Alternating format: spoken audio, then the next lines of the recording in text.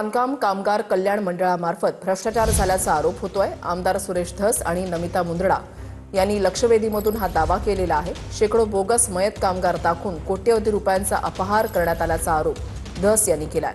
कामगार मंत्री आकाश फुंडकर काय कारवाई करणार याकडे आता लक्ष लागलंय। बीड जिल्ह्यामध्ये अध्यक्ष महोदय 1,71,000 कामगार झाले। आता आणि त्याच्यात काही जणांचा कुठे कुठे काम केलं, एका कामगाराच्या वरती नोंद आहे बुर्ज खलिफाला काम केलं। एका कामगाराच्या वरती नोंद काय अध्यक्ष महोदय, व्हाईट हाऊस येथे यांनी काम केलं। आता व्हाईट हाऊसला बुर्ज खलिफाला काम केलेला कामगार आमच्या बीड जिल्ह्यामध्ये कसा येतो?